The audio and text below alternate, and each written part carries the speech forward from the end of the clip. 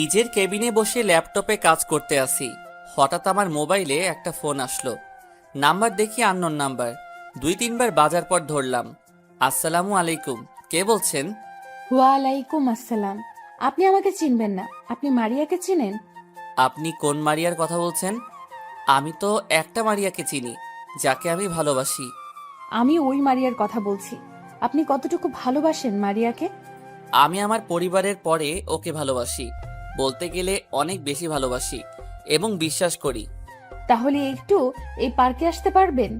দেখে যান আপনার মারিয়া কি করছে। মারিয়া কি করছে? আপনি আসলে দেখতে পাবেন। বেশি দেরি করবেন না কিন্তু। বাই। মারিয়া কি করছে বলে মেয়েটা ফোন কেটে দিল। আমি মনে করছি মারিয়াকে কল দিব, কিন্তু পরে চিন্তা করলাম মেয়েটার কথা মতো আগে দেখে আসি। নিজের কেবিন থেকে বেরিয়ে বসের কেবিনে গিয়ে ছুটি নিয়ে অফিস থেকে বেরিয়ে একটা রিক্সা নিয়ে পার্কে চলে গেলাম। ভাড়া মিটিয়ে পার্কের ভিতরে গেলাম। তারপর চারপাশে তাকিয়ে দেখতে লাগলাম। হঠাৎ একটা জায়গায় চোখ পড়তেই আমি পুরো অবাক হয়ে গেলাম।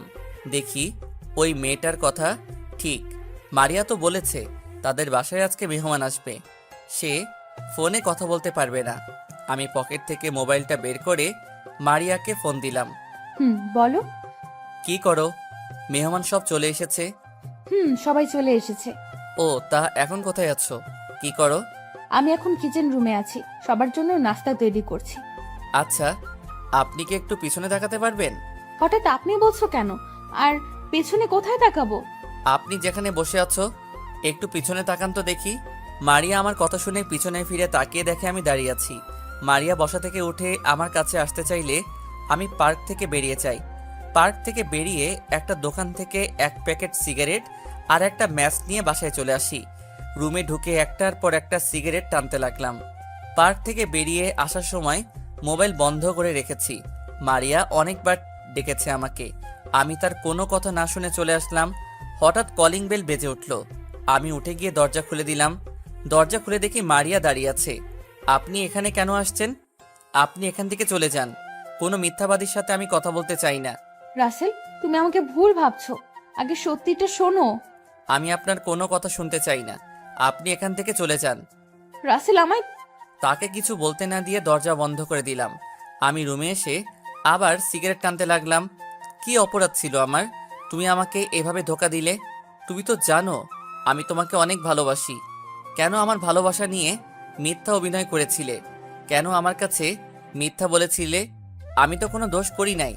তাহলে তোমাকে বিশ্বাস করাটা আমার অপরাধ ছিল। দেখতে দেখতে 2 দিন চলে গেল।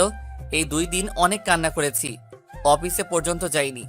আমি একটা ডিসিশন নিলাম, আমি থাকবো না আর এখানে। আমি গ্রামের বাড়িতে চলে যাব। এই 2 দিনে মারিয়া আবার এসেছে। আমি তার কোনো কথা না শুনে তাড়িয়ে দিলাম। সকালে ফ্রেশ হয়ে বাইরে এসে একটা রিক্সা নিয়ে অফিসে চলে গেলাম। সোজা নিজের কেবিনে চলে গেলাম।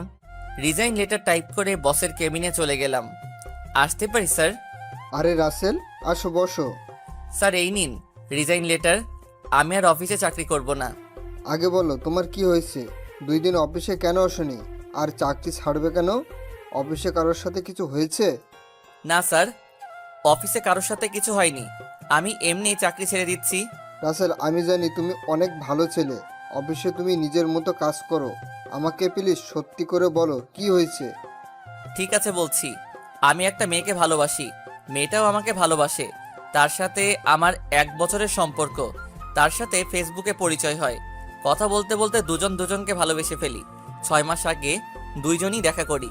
তারপর থেকে তার সাথে আরো ভালো সম্পর্ক হয়ে যায়। এভাবে চলছিল আমাদের ভালোবাসা। কিন্তু হঠাৎ 2 দিন আগে আমার মোবাইলে একটা কল আসে। তারপর সব খুলে বললাম। বুঝতে পারছি, হয়তো তোমার থেকে ভালো কাউকে পেয়েছে, তাই বলে তুমি চাকরি ছেড়ে দিবে? আমি তোমাকে অফিস থেকে যেতে দিব না। এই অফিসে কাজ না করো, তবে আমার নোয়াখালী যে অফিস আছে সেটাই তুমি কাজ করো। প্লিজ রাসেল, তুমি চাকরি ছেড়ে যেও না। ঠিক আছে স্যার, আমি আপনার নোয়াখালী অফিসে কাজ করব। আমি আজকে রওনা দিতে চাই। ঠিক আছে, আমি ওখানে ম্যানেজারের সাথে কথা বলে বলছি। আর তোমাকে একটা ফ্ল্যাট দেওয়া হয়েছে। এখন থেকে তুমি ওই বসের দায়িত্ব পালন করবে। আমি মাঝে মাঝে গিয়ে হিসেব নিয়ে আসবো। আর তুমি তো গাড়ি চালাতে পারো, তাই তোমাকে অফিস থেকে একটা গাড়ি দেওয়া হবে। তুমি আজকে না গিয়ে কালকে সকালে যাও। ওকে স্যার, তাহলে আমি এখন বাসায় গিয়ে সব কিছু গুছিয়ে রাখি। ঠিক আছে, যাও। আমি বসের কেবিন থেকে বেরিয়ে অফিসের সবার কাছ থেকে বিদায় নিয়ে বাইরে চলে আসলাম। একটা রিক্সা নিয়ে রেস্টুরেন্টে গিয়ে খাবার খেয়ে বাসায় চলে আসলাম। অনেকক্ষণ বকবক করে গেছি, এখনো পরিচয় দেই নাই। আমি রাসেল, বর্তমানে একটা অফিসে চাকরি করি। পরিবারের সবাই আছে, কিন্তু একটা ছুরির দায়ে ঘর বের করে দিছে আমাকে আজ 2 বছর আগে। তারপর ঢাকায় চলে আসি। তারপর একটা হোটেলে কাজ নেই। একদিন একটা পত্রিকায় চাকরির বিজ্ঞপ্তি দেখি, তারপর ইন্টারভিউ দিতে চলে যাই। আল্লাহর রহমতে চাকরিটা হয়ে যায়। আমি আবার গল্প লিখি। তখন মারিয়ার সাথে পরিচয় হয় 1 বছর থেকে। তারপর কি হলো সবই তো জানেন। অফিসের বস আমার কাজ দেখে অনেক খুশি হয়, তাই আমাকে তিনি ছাড়তে চান না। গল্পের সাথে থাকুন, সব জানতে পারবেন। পরের দিন সকালে ঘুম থেকে উঠে ফ্রেশ হয়ে বাইরে এসে নাস্তা করে বাসায় চলে আসি। বাসার সামনে এসে দেখি বস গাড়ি পাঠিয়ে দিছে। ড্রাইভার আমার কাছে চাবি দিয়ে চলে গেছে। আমি বাসার ভিতরে ঢুকে জামা কাপড়ের ব্যাগটা নিয়ে গাড়িতে রাখলাম। দারোয়ানের কাছে বাসার চাবি দিয়ে গাড়িতে উঠলাম। এই বাসাটায় বস আমাকে থাকতে দিয়েছে। আমি গাড়ি চালিয়ে নোয়াখালীর উদ্দেশ্যে রওনা দিলাম। আগে কয়বার গেছি নোয়াখালী অফিসে কাজের ব্যাপারে, তাই কোনো সমস্যা নেই। প্রায় দুপুর 2টাই বাজে। অফিসের সামনে চলে আসলাম। আসার সময় রেস্টুরেন্ট থেকে খাবার খেয়ে আসলাম। গেট দিয়ে ঢুকে গাড়ি পার্কিং করে অফিসের ভিতরে চলে গেলাম। ভিতরে ঢুকে সোজা ম্যানেজারের কেবিনে চলে গেলাম। ভিতরে আসতে পারি? আরে আসুন স্যার, আপনার আমার কেবিনে আসতে অনুমতি লাগবে? আমি ভিতরে ঢুকে চেয়ারে গিয়ে বসলাম। একটা কথা বলি আপনাকে, আমাকে স্যার না বলে নাম ধরে ডাকবেন। আমি আপনার ছেলের মতো। তুমি অনেক ভালো ছিলে, চলো তোমাকে তোমার কেবিনে নিয়ে যাই। এখন আমি বাসায় যাব। 2 দিন পর থেকে নিয়মিত অফিসে আসব। আপনি আমাকে নতুন ফ্ল্যাটে নিয়ে যান। ঠিক আছে, আমি তোমাকে নতুন বাসায় নিয়ে যাচ্ছি। তারপর ম্যানেজার অফিসের সবাইকে বলে আমার সাথে অফিস থেকে বেরিয়ে আসলো। গাড়িতে উঠে নতুন বাসায় যেতে লাগলাম। কিছুক্ষণ পর একটা বাসার সামনে চলে আসলাম। বাসার ভিতরে ঢোকার পর ম্যানেজার আমাকে 3 তলা একটা ফ্ল্যাটে নিয়ে গেল। তারপর ম্যানেজারের সাথে কিছুক্ষণ কথা বললাম। ম্যানেজার চলে যাওয়ার পর আমি সবকিছু গুছিয়ে রাখলাম। রাতে বাহির থেকে খাবার খেয়ে রুমে চলে আসলাম। পরের দিন সকালে ঘুম থেকে উঠে ফ্রেশ হয়ে গাড়ি নিয়ে বাহিরে চলে আসলাম। একটা রেস্টুরেন্টে ঢুকে নাস্তা করে নিলাম। রেস্টুরেন্ট থেকে বেরিয়ে আসতেই হঠাৎ একটা পিচ্চি মেয়ে সামনে আসলো। ভাইয়া, কয়টা টাকা দেন না, অনেক ক্ষুধা লাগছে। কালকে থেকে এখনো কিচ্ছু খাইনি। তুমি ভিক্ষা করো কেন? তোমার আব্বু আম্মু কোথায়? ভাইয়া, আমার আব্বু নেই। আমাকে আর আম্মুকে রেখে কোথায় যেন চলে গেছে। আম্মু মানুষের বাসায় কাজ করে। আজ 2 দিন আম্মু অসুস্থ, তাই ঘরে কোনো খাবার নেই। তোমার নাম কি? থাকো কোথায়? ভাইয়া, আমার নাম রাইসা। আমরা বস্তিতে থাকি। ঠিক আছে, আমাকে তোমাদের বাসায় নিয়ে চলো। ভাইয়া, কয়টা টাকা দেন, অনেক ক্ষুধা লাগছে। আম্মু এখনো কিচ্ছু খায়নি, ওষুধও নয়। আমি কি বলবো, বলার কোনো ভাষা নেই। হায় রে মানুষ, এখন মেয়েটার পড়ালেখা করার সময়, এখন সে রাস্তায় ভিক্ষা করছে। আমি আর কোনো কথা না বলে রাইসাকে নিয়ে রেস্টুরেন্টে ঢুকে গেলাম। রাইসার জন্য খাবার অর্ডার করলাম। কিছুক্ষণ পর খাবার দিয়ে গেল। রাইসা কিছু খাবার খেয়ে বাকিটা একটা পলিথিনে ঢুকাতে গেলে আমি বললাম, তুমি খাবার পলিথিনে ঢুকাও কেন? ভাইয়া, আম্মু তো এখনো কিচ্ছু খায়নি, তাই আম্মুর জন্য বাকি খাবারগুলো নিয়ে যাচ্ছি। তোমার আম্মুর জন্য যাওয়ার সময় খাবার নিয়ে যাব, আগে তুমি খেয়ে নাও। রাইসা আর কোনো কথা না বলে খাবার খেতে লাগলো। কি সুন্দর করে রাইসা খাবার খাচ্ছে, আর তার আব্বু এমনটা মেয়েকে রেখে চলে গেল। রাইসার খাওয়া শেষ হলে তাকে নিয়ে গাড়িতে উঠলাম। রাইসার আম্মুর জন্য খাবার নিয়ে নিলাম। রাইসাকে নিয়ে বস্তিতে যেতে লাগলাম। কিছুক্ষণ পর একটা বস্তিতে চলে আসলাম। গাড়ি খাবারের প্যাকেট নিয়ে রাইসার সাথে বস্তির ভিতরে চলে গেলাম। ভিতরে ঢুকে একটা রুমে ঢুকলাম। রুমটা প্লাস্টিক দিয়ে বানানো, বৃষ্টি হলে সবকিছু ভিজে যাবে, কারণ প্লাস্টিক জায়গায় জায়গায় ছিঁড়ে আছে। আম্মু দেখো, তোমার জন্য খাবার নিয়ে এসেছি। একটা টাকাও পাইনি, তাই ওষুধ আনতে পারি নাই। এই ভাইয়াটা খাবার কিনে দিছে। রাইসার আম্মু একটু মাথা তুললো, দেখে মনে হচ্ছে অনেক জ্বর শরীরে। আমি ওনার মাথায় হাত দিয়ে দেখি জ্বরে মাথা পুড়ে যাচ্ছে, তাই ওনার সাথে কথা না বলে কোলে নিয়ে গাড়িতে রাখলাম। তারপর একটা হাসপাতালে নিয়ে গেলাম। হাসপাতালে নেওয়ার পর ডাক্তার ওনাকে কেবিনের ভিতরে নিয়ে গেল। কিছুক্ষণ পর একজন ডাক্তার বেরিয়ে আসলো। ডাক্তার, কি অবস্থা ওনার? উনি এখন ভালো আছে, কয়দিন ধরে খাওয়া দাওয়া করে নাই, তাই শরীর অনেক দুর্বল হয়ে গেছে। আমি কিছু ওষুধ লিখে দিচ্ছি, আপনি এগুলো নিয়মিত খাওয়াবেন, তাহলে সুস্থ হয়ে যাবে। ঠিক আছে ডাক্তার। ইনজেকশন দিয়ে জ্বরটা কমিয়ে আনছি, কিছু খাবার নিয়ে এসে ঔষধ খাইয়ে দিবেন। আল্লাহর রহমতে কিছুদিনের মধ্যেই সুস্থ হয়ে যাবে। ওকে ডাক্তার। আর ওনার কাছে এখন যাওয়া যাবে? যেতে পারেন। আমি আর রাইসা ভিতরে ঢুকলাম, দেখি রাইসার আম্মু চোখ বন্ধ করে শুয়ে আছে। তাই রাইসাকে বললাম এখন যেন না ডাকে তার মাকে, আমি বাইরে থেকে ওষুধ নিয়ে আসছি বলে আমি বাইরে চলে আসলাম। বাহিরে এসে ডাক্তারের দেওয়া ওষুধ নিয়ে আবার চলে আসলাম। কেবিনের ভিতরে ঢুকে দেখি উনি রাইসাকে জড়িয়ে ধরে আছে। একটু কষ্ট করে খাবার খেয়ে ওষুধগুলো খেয়ে নেন। তুমি কে বাবা? আমার জন্য এত কিছু কেন করলে? আমার পরিচয় পরে জানতে পারবেন, আগে খাবারগুলো খেয়ে নেন। রাইসার আম্মু কোনো কথা না বলে হালকা খাবার খেলো, তারপর ওষুধ খাইয়ে দিলাম।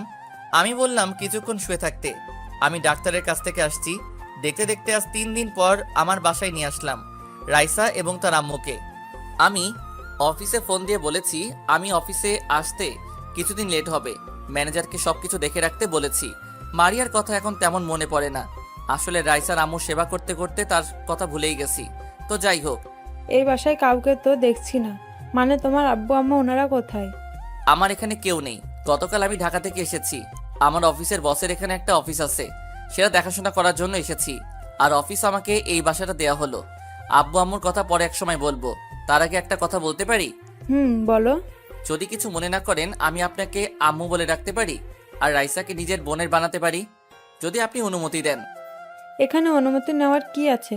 তুমি আমাকে আম্মু বলে ডেকো। রাইসা, আমাকে কি ভাইয়া বলে সারা জীবন ডাকতে পারবি না? তুমি তো আমার ভাইয়া, আমি সবসময় তোমাকে নিজের ভাইয়া মনে করব। এই তো আমার লক্ষ্মী বোন। আর আম্মু চলো তোমাকে রুমে নিয়ে যাই। ঠিক আছে চলো। আমি আম্মুকে একটা রুমে নিয়ে গেলাম, রাইসা আর আম্মুকে ওয়াশরুম দেখিয়ে দিলাম। তারপর আমি বাহিরে চলে আসলাম। বাহিরে এসে গাড়ি নিয়ে একটা রেস্টুরেন্টে চলে গেলাম। রেস্টুরেন্ট থেকে খাবার নিয়ে আবার বাসায় চলে আসলাম। বাসার ভিতরে ঢুকে আম্মুর রুমে চলে গেলাম। ভিতরে ঢুকে দেখি আম্মু আর রাইসা বিছানায় বসে আছে। আম্মু বসো, আমি ফ্রেশ হয়ে আসছি, সবাই একসাথে খাবার খাবো। ঠিক আছে বাবা। তারপর আমি নিজের রুমে চলে আসলাম। রুমে এসে ফ্রেশ হয়ে আম্মুর রুমে চলে গেলাম। তারপর সবাই একসাথে খাবার খেলাম আর আম্মুকে ওষুধ খাইয়ে দিলাম। আমি নিজের রুমে চলে আসলাম। এখন আমার মতো সুখী আর কেউ নেই। যেখানে আমার মা বাবা ছুটির দায়ে ঘর থেকে বের করে দিল, সেখানে আমি আজ একটা মা আর বোন পেয়েছি। দেখতে দেখতে আরো 5 দিন চলে গেল। আম্মু এখন অনেক সুস্থ। সকালে সবাই একসাথে নাস্তা করছি। তখন আমি বললাম, আম্মু কালকে থেকে অফিসে যেতে হবে, অনেক কাজ জমে গেছে। আর রাইসা, তুমি কোন ক্লাস পর্যন্ত পড়ছো? ভাইয়া, আমি ক্লাস 4র্থ শ্রেণী পর্যন্ত পড়েছি। আজ 1 মাসের মতো পড়ি না, কারণ আম্মু ঠিকভাবে টাকা দিতে পারতো না। রাইসার কথা শুনে আম্মু চোখের পানি চলে আসছে। আমি আম্মুর চোখের পানি মুছে দিয়ে বললাম, আম্মু কান্না করো না, আমি এখন থেকে আমার বোনকে পড়ালেখা করাবো। তুমি শুধু আমার আর রাইসার জন্য দোয়া করবে। আমি কি কখনো তোদের বদদোয়া করতে পারি? তুই ছাড়া এখন আমাদের কে আছে? কেউ কি এভাবে রাস্তা থেকে তুলে এনে বাসায় থাকতে দেয়? আমি তোদের জন্য মরার আগ পর্যন্ত দোয়া করে যাব। ঠিক আছে আম্মু। আর আজকে একটা কাজের মহিলা আসবে। কাজের মহিলা কেন? তো বাসার কাজ করতে হবে না? আমাদের জন্য খাবার রান্না করা লাগবে না? আমি যতদিন বেঁচে আছি ততদিন কোনো কাজের লোকের দরকার নেই। আমি এখন থেকে বাসা দেখে রাখবো, তুই শুধু বাজার করে নিয়ে আসিস। ভাইয়া, এত কিছু কি এনেছিস? কিছু আমার কাছে দে, তোর অনেক কষ্ট হচ্ছে। আমার কোনো কষ্ট হচ্ছে না, আমি পারবো নিতে। ঠিক আছে, এই ছোট ব্যাগ দুটো আমার কাছে দে। আমি আর কিছু বললাম না। রাইসার হাতে 2টা ব্যাগ দিয়ে ভিতরে ঢুকলাম। আম্মু রুম থেকে বেরিয়ে আসলো। তোমার জন্য কয়টা শাড়ি এনেছি, দেখো তো তোমার পছন্দ হয়েছে নাকি, না হলে সমস্যা নেই, দোকানদার বলল ফিরিয়ে নিবে। আরে আমার অনেক পছন্দ হয়েছে। তুই এত শাড়ি আনতে গেলি কেন? কত টাকা খরচ হয়েছে? আরে আম্মু, টাকার কথা তোমাকে ভাবতে হবে না, তোমাদের নিয়ে সারা বছর খেলেও আমার টাকা শেষ হবে না। আর এই নাও, ফলগুলো ফ্রিজে রেখে দাও, তুমি আর রাইসা এগুলো খাবে। আম্মু আর কোনো কথা না বলে ফলগুলো আর কাপড় নিয়ে রুমে চলে গেল। কিছুক্ষণ পর আমার কাছ থেকে বাজারগুলো নিয়ে গেল। হঠাৎ রাইসার দিকে তাকিয়ে দেখি মুখ বেজার করে বসে আছে। কি রে রাইসা, তুই মুখটা এমন করে আছিস কেন? ভাইয়া, আমার জন্য কিছু আনো নাই? কে বলেছে আমার পাগলি বোনটার জন্য কিছু আনি নাই। আইসক্রিম আর চকলেট নিয়ে এসেছি, আর 5টা জামা নিয়ে এসেছি। এই দেখ। আসলে এতক্ষণ কাজা বাজারের কারণে রাইসা তার জিনিসগুলো দেখতে পাইনি। দেখতে দেখতে আজকের দিনটা কোনো রকম কেটে গেছে। ও আপনাদের তো বলতে ভুলে গেছি, আমি এখন নতুন সিম চালাই। আগের সিমটা ভেঙে ফেলেছি। আম্মু আর রাইসাকে পেয়ে মারিয়ার কথা ভুলে গেছি। সকালে রাইসা আমার রুমে এসে ডাকতে লাগলো। আমি ঘুম থেকে উঠে রাইসাকে বললাম, রাইসা তুই রেডি হয়ে নিস, তোকে আজকে স্কুলে ভর্তি করিয়ে দিয়ে তারপর আমি অফিসে যাব। ঠিক আছে ভাইয়া। রাইসা আমার রুম থেকে চলে গেল। আমি বিছানায় বসে না থেকে ওয়াশরুমে ঢুকে ফ্রেশ হয়ে অফিসের জন্য রেডি হয়ে নিচে চলে আসলাম। নিচে এসে নাস্তার টেবিলে গিয়ে বসলাম। কিছুক্ষণ পর রাইসা বেরিয়ে আসলো। আমার বোনটা আজকে আমার দেওয়া জামা থেকে একটা নতুন জামা পরেছে। রাইসাকে দেখতে একদম কিউট লাগছে। আম্মু এসে নাস্তা দিল। তারপর সবাই একসাথে নাস্তা করে আম্মুর কাছে বলে বাইরে এসে গাড়ি নিয়ে একটা স্কুলে চলে গেলাম। রাইসাকে ভর্তি করিয়ে আমার সাথে অফিসে নিয়ে গেলাম। অফিসে ঢোকার সাথে সাথে সবাই দাঁড়িয়ে গেল। আমি সবাইকে বসতে বলে নিজের কেবিনে চলে আসলাম। রাইসাকে বললাম সোফায় গিয়ে বসতে। আমার চেয়ারে বসে ম্যানেজার আঙ্কেলকে ফোন দিলাম। ফোন দিয়ে বললাম আমার কেবিনে আসার জন্য। তারপর পিয়নকে ফোন দিয়ে বললাম 3টা কপি দিয়ে যেতে। কিছুক্ষণ ম্যানেজার আঙ্কেল আসলো। ভিতরে আসতে পারি? আরে আঙ্কেল আসুন, আমার কেবিনে আসতে অনুমতি লাগবে না, বসুন। চলো তোমাকে সবার সাথে পরিচয় করিয়ে দিই। আরেকটু পরে যাব। পিয়ন চাচাকে বললাম কফি দিয়ে যেতে। কফি খেয়ে তারপর সবার সাথে পরিচয় হব। ঠিক আছে। আর ওকে তো চিনলাম না, ওকে? ও হচ্ছে আমার কিউট বোন, নাম রাইসা। রাইসা আর তার আম্মুর জন্য এই কয়দিন অফিসে আসে নাই। তারপর সব খুলে বললাম। অনেক ভালো করছো। কয়জনে এমন কাজ করে? আল্লাহ তোমাকে সারা জীবন বাঁচিয়ে রাখুক। কথার ফাঁকে পিয়ন চাচা এসে কপি দিয়ে গেল। আমি ম্যানেজার আর রাইসা কফি খাচ্ছি। কফি খাওয়া শেষে রাইসাকে বললাম, রাইসা তুমি বসো, ভাইয়া অফিসের সবার সাথে পরিচয় হয়ে আসি। ঠিক আছে ভাইয়া। রাইসাকে আমার মোবাইলটা দিয়ে আসলাম। রাইসা বসে মোবাইলে গেমস খেলতে আছে। আমি ম্যানেজার আঙ্কেলকে নিয়ে সবার সাথে পরিচয় হলাম আর তারপর নিজের কেবিনে চলে আসলাম। দেখতে দেখতে আজ 1টা বছর চলে গেল। রাইসা আর আম্মুকে নিয়ে অনেক সুন্দরভাবে জীবনযাপন করতে লাগলাম। রাইসা এখন ক্লাস 5-এ উঠেছে। রাইসার আল্লাহর রহমতে মেধাশক্তি অনেক ভালো। অফিসে বসে কাজ করতে আসি, হঠাৎ বস ফোন দিল। আসসালামু আলাইকুম স্যার, কেমন আছেন? ওয়ালাইকুম আসসালাম, ভালো আছি। তুমি কেমন আছো? আর অফিস কেমন চলছে? আলহামদুলিল্লাহ স্যার, আমিও ভালো আছি। তোমাকে যে কারণে ফোন দেওয়া, রহমান গ্রুপ থেকে কালকে তোমার ওখানে একটা প্রজেক্টের ব্যাপারে কথা বলতে যাবে। আমার সাথে কথা বলতে চেয়েছে, কিন্তু আমার জরুরি কাজ আছে, তাই তোমার কাছে পাঠিয়ে দিলাম। আর কি প্রজেক্ট নিয়ে কাজ করবে, আমি তোমাকে ইমেল করে সব পাঠিয়ে দিব। ঠিক আছে স্যার, আপনি সব কিছু পাঠিয়ে দেন। আর এই প্রজেক্টটা পেলে আমাদের কোম্পানি আরও উপরে উঠে যাবে। তুমি নিজের মতো করে সাজিয়ে নিবে। Okay sir. আরও কিছুক্ষণ কথা বলে ফোনটা কেটে দিলাম। তারপর কাজে মন দিলাম। কিছুক্ষণ পর দেখি বসে ইমেল করে সব পাঠিয়ে দিছে। আমি সব কিছু গুছিয়ে রাখলাম। পরের দিন অফিসে বসে কাজ করতে আসি। রাতে সব কিছু রেডি করে আনছি, প্রজেক্টের কাগজপত্র। হঠাৎ বাহির থেকে মেইলি কণ্ঠ একজন বলল, ভেতরে আসতে পারি? আসুন। আমি রহমান গ্রুপ থেকে এসেছি। রহমান আমার বাবার নাম। আব্বু একটু অসুস্থ, তাই বাবার অফিস আমি দেখাশোনা করি।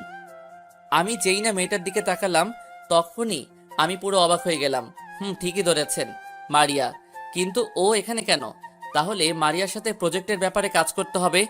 মারিয়া আমাকে দেখে বলল, রাসেল, তুমি তুমি এতদিন কোথায় ছিলে? আমি তোমাকে পুরো ঢাকা শহর খুঁজেছি, কিন্তু কোথাও পাইনি। তোমার বাসায় অনেকবার গিয়েছি, কিন্তু তোমার দেখা পেলাম না। কেন আমাকে খুঁজছেন? আপনি তো আমাকে ধোকা দিয়েছেন, আমার সাথে প্রেমের অভিনয় করেছেন, আমার সাথে মিথ্যা কথা বলে অন্য বয়ফ্রেন্ডের সাথে ঘুরতে বের হয়েছেন। আপনার জন্য তো ভালো হয়েছে আমি আপনার কাছে না থেকে দূরে সরে এসেছি। রাসেল, তুমি আমাকে ভুল ভাবছো। ওই ছেলের সাথে ওসব বিষয়ে কথা না বললে খুশি হব। আপনি কাজের কথা বলেন। মারিয়া আর কোনো কথা না বলে প্রজেক্টের ব্যাপারে কথা বলতে লাগলো, কিন্তু তার চোখ দিয়ে অশ্রু ঝরে পড়ছে। চোখ সরিয়ে প্রজেক্টের ব্যাপারে সবকিছু বুঝিয়ে বললাম। তারপর মারিয়া আমাদের প্রজেক্টটা দিল। আরও কিছু কথা বলতে চেয়েছে, তখন আমি বললাম, প্লিজ আপনি কাজের ব্যাপারে কথা বলতে পারেন, আর আমি অন্য কোনো কথা শুনতে চাই না। ঠিক আছে, বলবো। শুধু একটা কথা বলে যাই, আমি তোমাকে অনেক ভালোবাসি। যখন সত্যিটা জানতে পারবে, তখন আমার কাছে ফিরে এলে আমি তোমাকে আর মেনে নেব না। তোমার জন্য 1 বছর অনেক কষ্ট পেয়েছি, কিন্তু তোমার কথা শোনার পর এখন আমি তোমাকে ঘৃণা করি। বলে মারিয়া কেবিন থেকে বেরিয়ে গেল। এখন আমি ভাবতে লাগলাম তাহলে আমি মারিয়াকে ভুল বুঝেছি, কিন্তু আমি তো দেখলাম সে অন্য ছেলের সাথে বসে হেসে হেসে কথা বলছে। আমি আর কিছু না ভেবে কাজে মন দিলাম। শালার এখন কাজে মন বসছে না। হঠাৎ মোবাইলটা বেজে উঠল, তাকিয়ে দেখি বসে ফোন দিছে। আসসালামু আলাইকুম স্যার, কেমন আছেন? আলহামদুলিল্লাহ ভালো আছি, তুমি কেমন আছো? জি আমিও ভালো আছি। তা রহমান সাহেবের মেয়ে তোমার কাছে গেছে? জি স্যার এসেছে। আল্লাহর রহমতে আমরা প্রজেক্টটা পেয়ে গেছি। 7 দিনের ভিতরে ইনশাআল্লাহ প্রজেক্টের কাজ শেষ করব। আমি জানি তুমি পারবে। ঠিক আছে, তাহলে কাজে লেগে পড়ো, কোনো সমস্যা হলে আমাকে বলবে। ঠিক আছে স্যার। ফোন কেটে দিয়ে কাজে মন দিলাম। বিকেলে অফিস থেকে বেরিয়ে এসে গাড়ি নিয়ে বাসায় যেতে লাগলাম। হঠাৎ একটা ছেলেকে গাড়ি দাঁড় করালাম। এই ছেলে আর কেউ নয়, মারিয়ার সাথে যে ছেলেটা ছিল ওই ছেলেটা। আমি গাড়ি এক সাইডে পার্কিং করে ছেলেটাকে ডাক দিলাম। ছেলেটা আমার সামনে আসার পর বলল, আপনাকে কোথায় যেন দেখেছি, কিন্তু মনে পড়ছে না। তুমি আমাকে পার্কে দেখেছো আজ 1 বছর আগে, যখন তুমি মারিয়ার সাথে পার্কে ছিলে। ও, তার মানে আপনি রাসেল। মারিয়ার মুখে অনেকবার আপনার কথা শুনেছি, কিন্তু কখনো দেখিনি। কেন? আমার ছবি তো মারিয়ার মোবাইলে ছিল।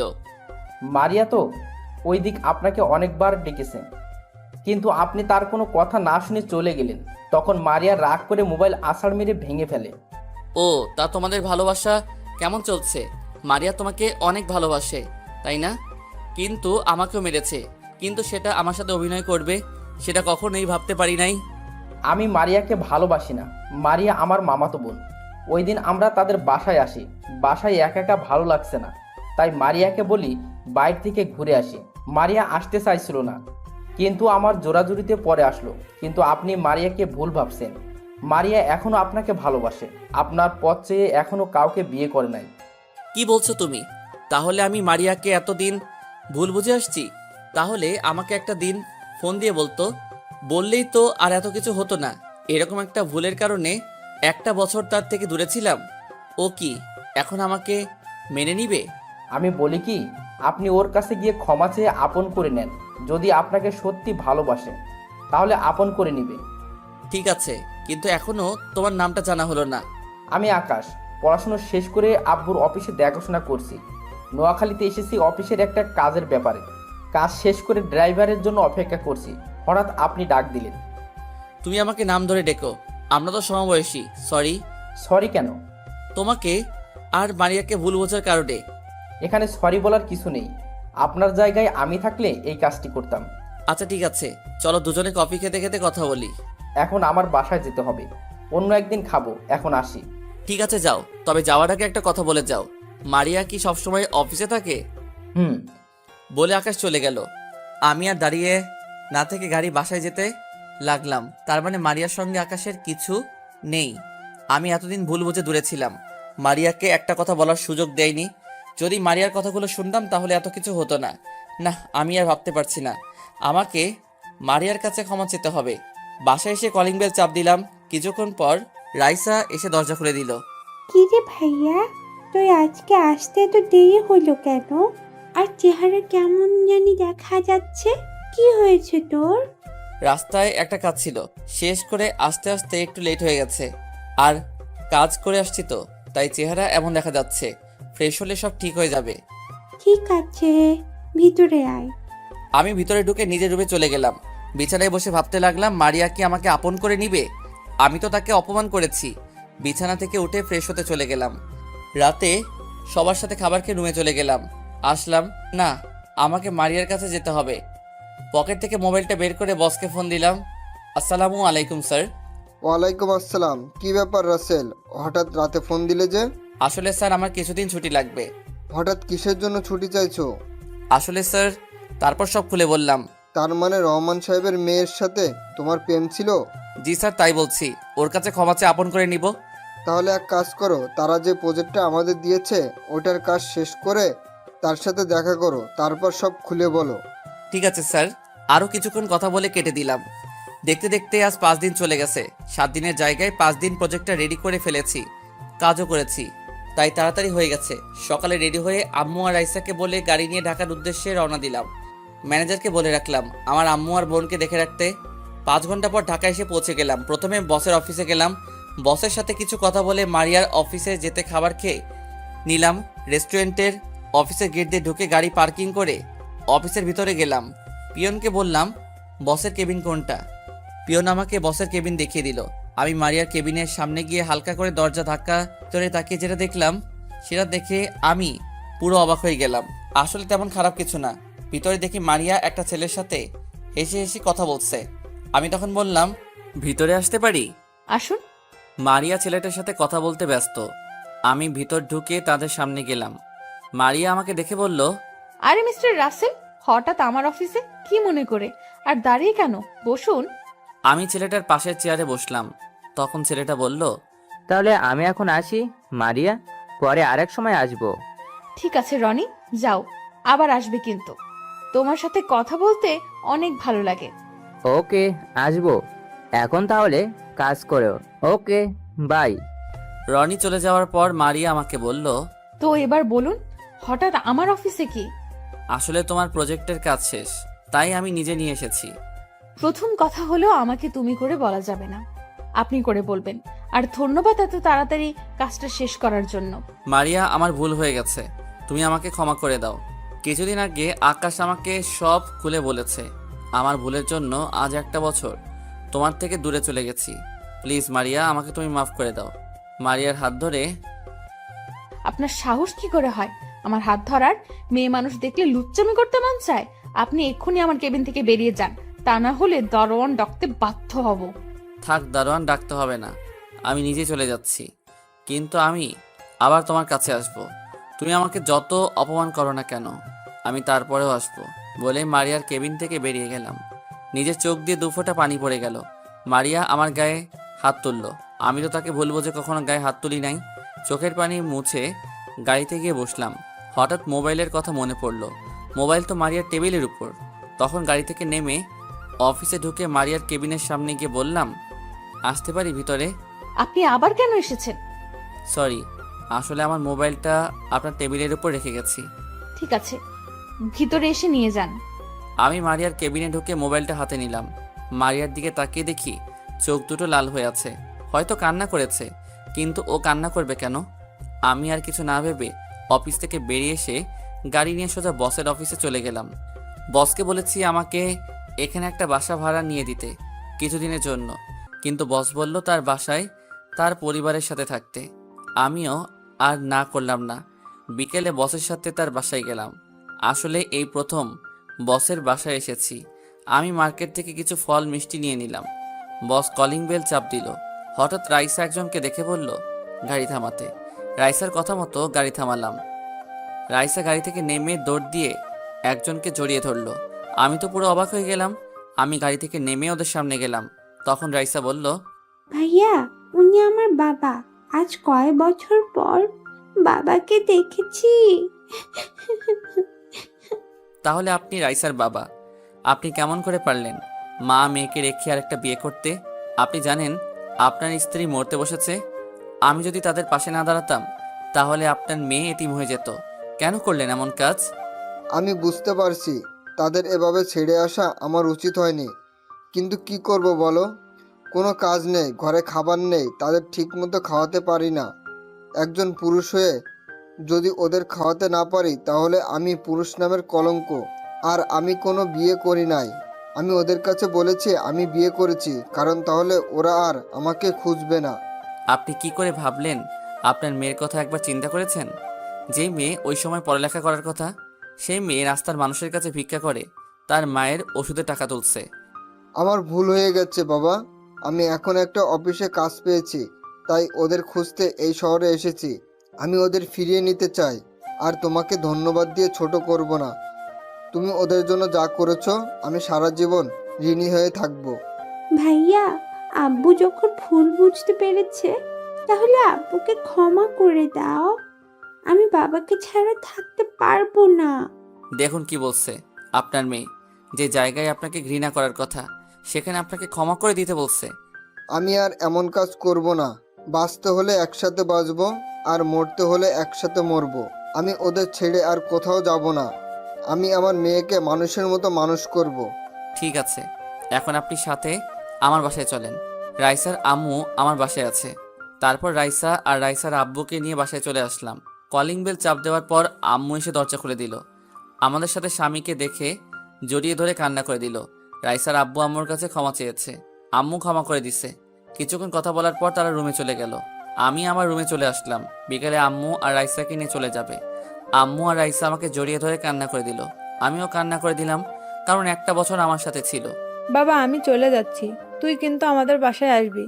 তোকে ছাড়া থাকতে অনেক কষ্ট হবে। ভাইয়া, তুমি কিন্তু আমাকে বাসায় দেখতে আসবে। তোমাকে ছাড়া থাকতে পারবো না। ঠিক আছে বোন, আমি কয়দিন পর তোকে দেখে আসবো। তুই কিন্তু ঠিকভাবে পড়ালেখা করবি। তোকে অনেক বড় হতে হবে, নিজের পায়ে দাঁড়াতে হবে। আর আম্মু নিজের শরীরের যত্ন নিও, ঠিক মতো খাওয়া দাওয়া করো। আমাকে নিয়ে চিন্তা করো না। আমি প্রতিদিন তোমাদের সাথে ফোনে কথা বলবো। আরও কিছু কথা বলে তাদের গাড়িতে গিয়ে বাস কাউন্টারে নামিয়ে দিয়ে আসলাম, কারণ রাইসার আব্বু সিলেটে একটা অফিসে কাজ পেয়েছে। তাদের বিদায় দিয়ে বাসায় চলে আসলাম। বাসায় আসার পর বাসাটা কেমন খালি খালি লাগছে। লাগবে না কেন? এতদিন রাইসা আম্মুকে নিয়েছিলাম। চোখ দিয়ে পানি পড়তে লাগলো। তারা যাওয়ার সময় 5 লাখ টাকা সাথে দিছি। এসব টাকা আমার জমানো। আজ 2 দিন পর দুলাভাই, আপু, আমি একসাথে নিজের বাড়িতে যাচ্ছি। রাইসা আর আম্মুর সাথে প্রতিদিন কথা হয়। তারা এখন অনেক ভালো আছে। রাইসাকে ওখানে একটা স্কুলে ভর্তি করিয়ে দিছে। দীর্ঘ 5 ঘন্টা পর নিজের শহরে এসে পৌঁছে গেলাম।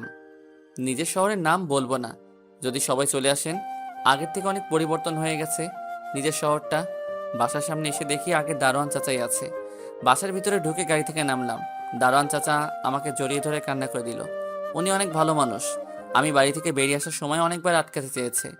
ওনার সাথে কিছুক্ষণ কথা বলে দরজার সামনে এসে কলিং বেল চাপ দিল আপু। কিছুক্ষণ পর একজন এসে দরজা খুলে দিল। যে দরজা খুলে দিল সে আর কেউ নয়, আমার আম্মু। আম্মু আমাকে দেখে জড়িয়ে ধরে কান্না করে দিল। আমিও কান্না করে দিলাম। আগের থেকে আম্মুর চেহারা অনেক শুকিয়ে গেছে। রাসেল, তুই এতদিন কোথায় ছিলি? তোর বাবা না হয় রাগে বাসা থেকে বেরিয়ে যেতে বলেছে, তাই বলে তুই বাসা থেকে বেরিয়ে যাবি? তোর এই মায়ের কথা একবারও মনে পড়ে নাই? আম্মু, তোমার কথা প্রতিদিন মনে পড়ছে, কিন্তু বাবা তো আমাকে বাসা থেকে বের করে দিছে। তাহলে আমি কি করে ফিরে আসি? তোর বাবা এখন ভুল বুঝতে পেরেছে। আগের থেকে কেমন যেন হয়ে গেছে। মাঝে মাঝে তোর ছবি বুকে নিয়ে কান্না করে।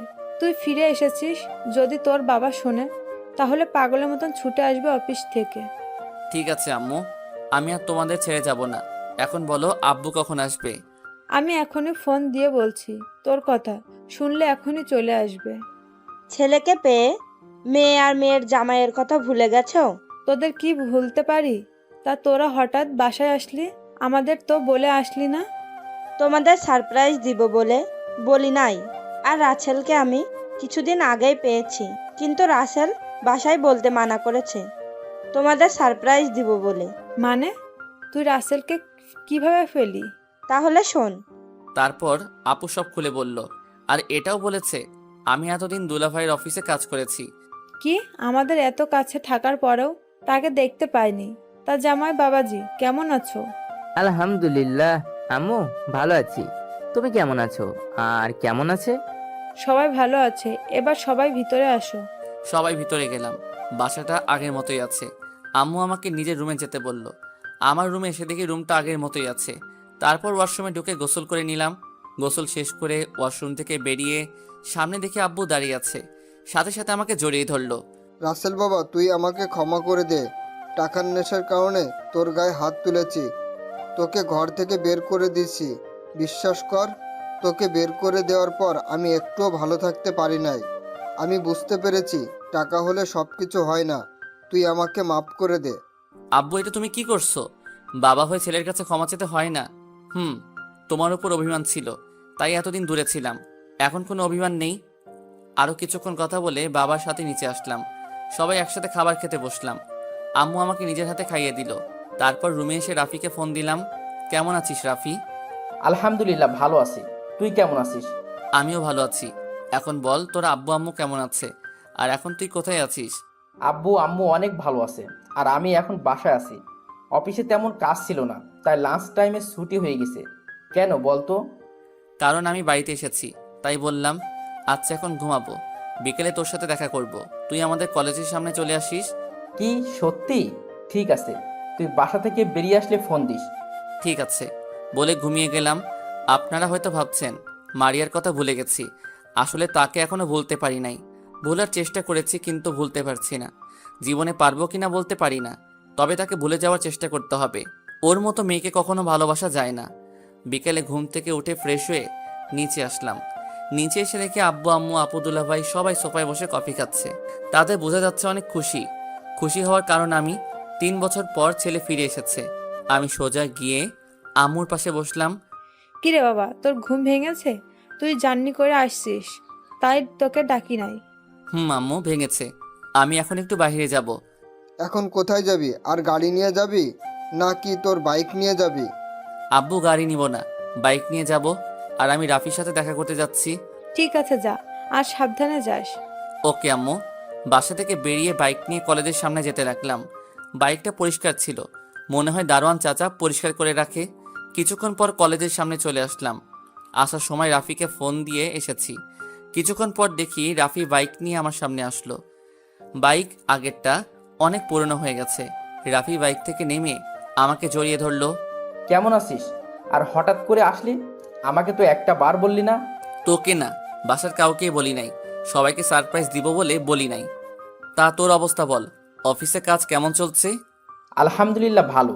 তারপর আরো কিছুক্ষণ কথা বলে দুজনে বাইকটা শোরুমের রুমে চলে আসলাম। রাফি আমাকে জিজ্ঞেস করছে এখানে কেন এসেছি। আমি তাকে কিছু বলি নাই। তারপর শোরুমে ঢুকে একটা দামি বাইক কিনলাম। বাইকের নাম বলতে পারবো না, কারণ জীবনে কখনো বাইক চালাই নাই, তাই নামও জানি না।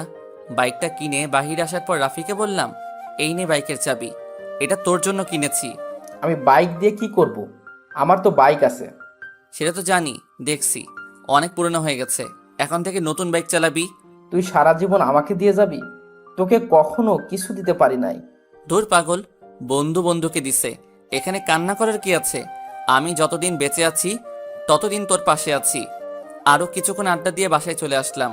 কলিং বেল চাপ দেওয়ার পর যে দরজা খুলে দিল, আমি তো তাকে দেখে পুরো অবাক হয়ে গেলাম। আপনারা কি ভাবছেন মারিয়া? আরে না, আমার শত্রু জীবন, মানে আমার বন্ধু। কিন্তু ও হঠাৎ আমাদের বাসায় কেন? কিরে, কেমন আছিস?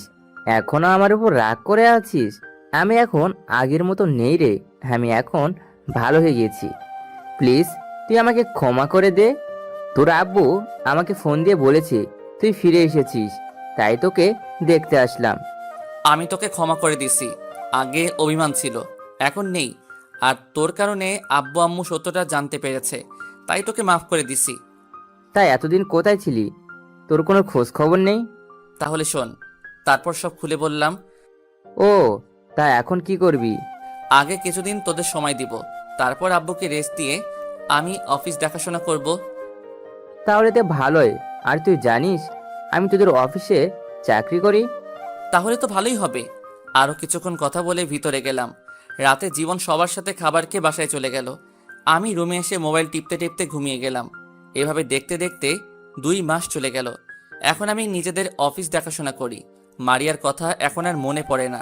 হয়তো এতদিনে আকাশকে বিয়ে করে সংসার করছে। সারাদিন অফিসে কাজের মধ্যে বিজি থাকি, তাই আর মারিয়ার কথা মনে পড়ে না। আর প্রতিদিন রাইসা আর আম্মুর সাথে ফোনে কথা বলি। আমাদের সবাই যেতে বলছে, কিন্তু কাজের চাপের কারণে যাওয়া হয় না। দুলাভাই আর আপু কিছুদিন থেকে ঢাকায় চলে গেছে। রাতে সবাই মিলে খাবার খেতে বসলাম। হঠাৎ আব্বু বলল, এভাবে আর কতদিন? এবার তো একটা বিয়ে কর। আমার এক বন্ধুর মেয়ে আছে, দেখতে অনেক সুন্দর, তোর সাথে ভালো মানাবে। তোর আব্বু ঠিক কথা বলেছে, তুই একটা বিয়ে কর। আমাদের কি দাদা দাদির হওয়ার শখ নেই? তুই মানা করিস না। ঠিক আছে, তোমরা কথা বলে বিয়ের দিন তারিখ ঠিক করো। তাহলে তুই একবার মেয়েটাকে দেখে আয়, তোর পছন্দ হলে সব কিছু ঠিক করব। আমার পছন্দের দরকার নেই আব্বু, তোমাদের পছন্দ হলে চলবে। তুমি কথা বলে দিন তারিখ ঠিক করো। ঠিক আছে, আমি তাহলে বন্ধুর সাথে কথা বলি। তারও ইচ্ছে তার মেয়ের সাথে আমার ছেলের বিয়ে দিবে। আমি আর কোনো কথা না বলে খাবার খেয়ে রুমে চলে আসলাম। মোবাইল টিপতে টিপতে ঘুমিয়ে পড়লাম। সকালে ঘুম থেকে উঠে ফ্রেশ হয়ে নাস্তা করে গাড়ি নিয়ে অফিসে চলে গেলাম। অফিসের ভিতরে ঢোকার সাথে সাথে সবাই দাঁড়িয়ে সালাম দিল। আমি তাদের বসতে বলে নিজের কেবিনে চলে গেলাম। নিজের কেবিনে এসে জীবনকে ফোন দিলাম। কিছুক্ষণ পর জীবন আমার কেবিনে আসলো। বল, কেন ডেকেছিস? তোর কি হাতে কাজ বেশি আছে? না, তেমন কোনো কাজ নেই। কেন বলো তো? তাহলে চল একটু বাহির থেকে ঘুরে আসি, আজকে অফিসে ভালো লাগছে না। ঠিক আছে, তুই বস, আমি সবাইকে বলে আসছি। জীবন কেবিন থেকে বেরিয়ে গেল। আপনাদের তো বলতে ভুলে গেছি, জীবন আমাদের অফিসে ম্যানেজারের দায়িত্ব পালন করে। ও এখন নিজের মতো করে কাজ করে। আব্বু অফিসে না আসলে জীবন সুন্দরভাবে চালিয়ে নিত। তো যাই হোক, কিছুক্ষণ পর জীবন আসলো কেবিনে। তারপর ওকে নিয়ে অফিস থেকে বেরিয়ে আসলাম। কিছুক্ষণ বাইরে ঘোরাঘুরি করে অফিসে চলে আসলাম। এখন মনটা ভালো হয়ে গেছে, কাজে মন দিলাম। বিকেলে অফিস শেষ করে বাসায় চলে আসলাম। কলিং বেল চাপ দেওয়ার পর আম্মু এসে দরজা খুলে দিল। আম্মুর সাথে কিছুক্ষণ কথা বলে রুমে চলে আসলাম। রাতে খাবার টেবিলে আব্বু বলল, রহমানের সাথে কথা হয়েছে, আগামী শুক্রবার তোর বিয়ে। আর বিয়েটা হবে মেয়ের নানার বাড়িতে, কারণ তারাও তো ঢাকা থাকে। তোমরা যা ভালো মনে হয় করো। খাবার খেয়ে নিজের রুমে চলে আসলাম। রুমে এসে বিছানায় শুয়ে ভাবতে লাগলাম, মেয়েটা কেমন হবে, দেখতে কি সুন্দর নাকি কালো, ব্যবহার কেমন। আব্বু তো বলল অনেক ভালো। দূর, কালো হলে সমস্যা নেই, আমার আব্বু আম্মুর খেয়াল রাখলেই চলবে, একমাত্র তাদের জন্য বিয়েটা করছি। দেখতে দেখতে সে দিনটা চলে আসলো, মানে আজকে আমার বিয়ে হয়েছে। কিছুক্ষণ আগে বউ নিয়ে বাসায় এসেছি। অনেক ধুমধাম করে বিয়েটা হয়েছে। আর বিয়েতে সবাই এসেছে, দুলাভাই, আপু, রাইসার আব্বু আম্মু, আর রাইসাও এসেছে। রাফি আর জীবন আমার বিয়ের সব কাজ করেছে। আমি ছাদের উপরে দাঁড়িয়ে আছি, হঠাৎ রাফি আর জীবন আসলো। কিরে, তুই এখানে? আর তোকে পুরো বাসায় খুঁজে হয়রান। বল, কেন খুঁজছিলি? এখন রাত কয়টা বাজে সেদিকে খেয়াল আছে? ভাবি রুমে একা বসে আছে। আর একটু পরে যাই, আমার না কেমন জানি লাগছে। দূর হারামি, নতুন বিয়ে করছিস তো তাই এমন লাগছে। বইয়ের আদর পেলে সব ঠিক হয়ে যাবে।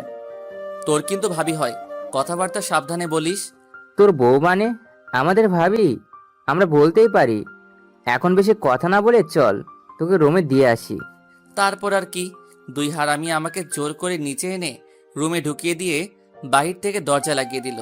আমিও ভিতর থেকে লাগিয়ে দিলাম। আমি রুমে ঢুকে দেখি দুই হারামি অনেক সুন্দর করে বাসরঘর সাজিয়েছে। বিছানার মাঝখানে বউ ঘোমটা দিয়ে বসে আছে। কিন্তু অবাক করার বিষয় হলো, শুনেছি বাসর করে বউ জামাইয়ের পা ধরে সালাম করে, কিন্তু এই মেয়ে তো কিছুই করছে না। হয়তো ঢাকা থাকে তো, তাই এসব মনে হয় জানে না। কিন্তু শাশুড়ি আম্মা শিখিয়ে দেয় নাই। আমি আস্তে আস্তে বিছানার সামনে গেলাম। যাওয়ার পর হঠাৎ মেয়েটা যেটা বলল, আমি তো মোটেও প্রস্তুত ছিলাম না। আপনি আমার ধারে কাছেও আসবেন না, আমি আপনাকে স্বামী মানতে পারবো না। আমি একটা ছেলেকে ভালোবাসি। তাহলে আমাকে বিয়ে করলেন কেন? আমি এই বিয়ে করতে চাইনি, কিন্তু বাবা আমাকে বলেছে এই বিয়ে না করলে তার মরা মুখ দেখতে হবে, তাই এই বিয়েটা করতে রাজি হয়েছি। তাই বলে আপনি আমার জীবনটা এভাবে নষ্ট করে দিবেন? আরে ভালো তো আমিও একজনকে বাসতাম, কিন্তু আমার একটা ভুলের কারণে সেই মেয়েটা অন্য ছেলেকে ভালোবাসলো। আমি এত কিছু শুনতে চাই না। আমি আপনাকে কিছুদিন পর ডিভোর্স দিয়ে দেব। আপনি আমার ধারে কাছেও আসার চেষ্টা করবেন না। ঠিক আছে, শুধু একটা কথা বলবো, যতদিন আপনি এই বাড়িতে থাকবেন ততদিন আব্বু আম্মুর সাথে ভালো ব্যবহার করবেন। আমি নিজেই আপনাকে আপনার ভালোবাসার মানুষের কাছে দিয়ে আসবো। এখন আপনি ঘুমিয়ে যান। আপনি ঘুমাবেন কোথায়? আমাকে নিয়ে আপনার টেনশন করতে হবে না, আমি সোফায় ঘুমাবো। আপনি একটা বালিশ আর কম্বল দেন। মেয়েটা আমাকে একটা বালিশ আর কম্বল দিল। আমি বালিশ আর কম্বল সোফায় রেখে বেলকনিতে চলে আসলাম। আমার সাথে এটা কি হয়ে গেল? ভেবেছি বিয়ে করে নতুন জীবন শুরু করব, অতীত সব ভুলে যাব। আগে মারিয়া আমাকে কষ্ট দিছে, তাকে ভুলতে অনেক কষ্ট হয়েছে। কিন্তু হঠাৎ যদি নতুন বলে সে অন্য কাউকে ভালোবাসে, তখন নিজের কাছে কেমন লাগে।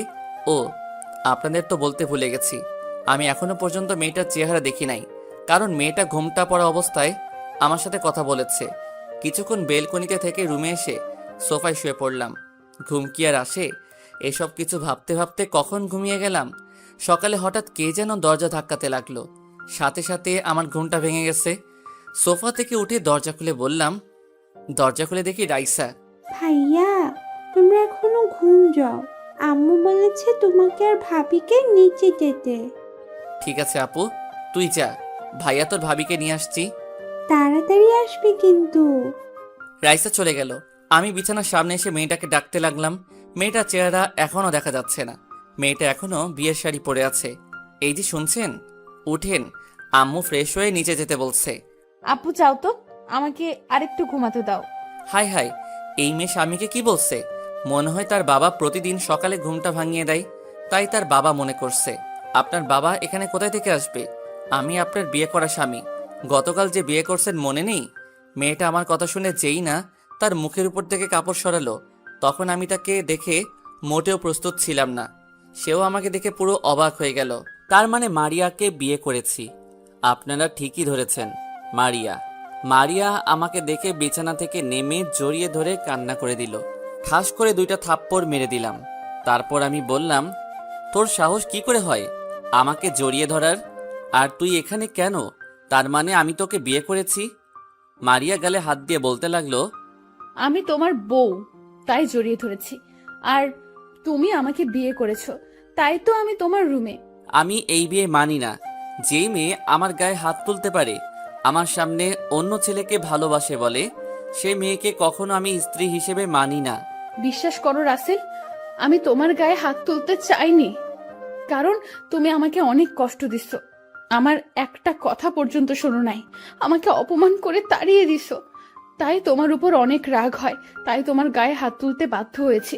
কিন্তু আমি তোমার কাছে ক্ষমা চেয়েছি, কিন্তু তুমি তো আমাকে ক্ষমা করো নাই। আমার সামনে অন্য ছেলেকে ভালোবাসি বলো। ওটা তোমাকে কষ্ট দেওয়ার জন্য বলেছি। তোমার জন্য 1 বছর কষ্ট করেছি। বাসা থেকে বাবা বিয়ের জন্য অনেক চাপ দেয়, তারপরেও আমি বিয়ে করি নাই, একমাত্র তোমার কারণে। আমার বিশ্বাস ছিল আমি তোমাকে ফিরে পাবো, কিন্তু 1 বছর পর যখন তোমাকে পেলাম, তারপরও তুমি আমাকে কথা বলার সুযোগ দাওনি। তুমি ভালো করে জানতে তোমার পাশে আমি কোনো ছেলেকে সহ্য করতে পারি না। আর আমাকে ফোন করে বলো নাই কেন? আমি তোমাকে ভুল বুঝে তো তোমার গায়ে হাত তুলি নাই। তাহলে তুমি কেন আমার গায়ে হাত তুললে? আমি জানি তুমি আমার সাথে কোনো ছেলেকে সহ্য করতে পারো না, আর আকাশ আমাকে জোর করে বাইরে নিয়ে এসেছে, কিন্তু মামাতো ভাই বলে কিছু বলতে পারিনি। আর তুমি রাগ করবে তাই তোমাকে মিথ্যা বলেছি। আর নিজের রাগকে কন্ট্রোল করতে পারি নাই, তাই তোমার গায়ে হাত তুলেছি। আমি মনে করছি তোমাকে কিছুদিন কষ্ট দিয়ে আবার আপন করে নিব, কিন্তু তুমি আর আমার কাছে আসো নাই। তোমার বসের কাছে জানতে পারি তুমি তোমার বাসায় চলে গেছো, আর তোমার বস আমাকে অপমান করে তাড়িয়ে দিছে। তুমি কি মনে করেছো তোমার গায়ে হাত তোলার পর শুধু তুমি কষ্ট পেয়েছো? তোমার থেকে আমি বেশি কষ্ট পেয়েছি। সারা রাত তোমার জন্য কান্না করছি। এরপর আব্বু আম্মুকে না জানিয়ে নানার বাড়ি নিয়ে আসে। আসার পর শুনি আমার নাকি বিয়ে। তখন আমি বিয়ে করব না বলি, কিন্তু আব্বু এমন কথা বলবে আমি ভাবতে পারিনি, তাই বিয়েতে রাজি হয়ে গেলাম। তুমি অনেক দেরি করে ফেলেছো।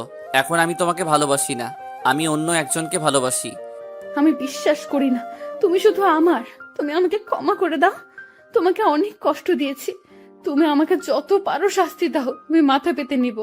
আমি এখন কোনো কথা বলতে চাই না। তুমি আমার ধারের কাছেও আসার চেষ্টা করবে না, তাহলে আমার থেকে খারাপ আর কেউ হবে না। আর কোনো কথা না বলে ওয়াশরুমে ঢুকে গেলাম। আমি মনে মনে বলতে লাগলাম, তুমি আমাকে যত কষ্ট দিচ্ছ তোমাকে ততটা কষ্ট দিব, তারপর তোমাকে আপন করে নিব।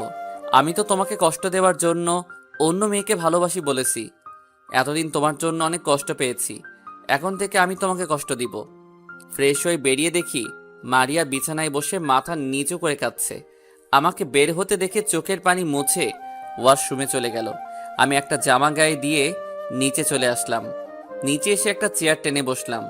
তখন আম্মু বলল, কি রে, মারিয়া কোথায়? তাকে সাথে করে নিয়ে আসলি না কেন? ও ফ্রেশ হয়ে আসছে, তুমি আমাকে নাস্তা দাও। আগে মারিয়া আসুক, সবাই একসাথে নাস্তা করব। কিছুক্ষণ পর দেখি মারিয়া ওপর থেকে নিচে নেমে আসছে। তাকে দেখে আমি পুরো অবাক হয়ে গেলাম। একটা নীল রঙের শাড়ি পরেছে, দেখতে অনেক সুন্দর লাগছে।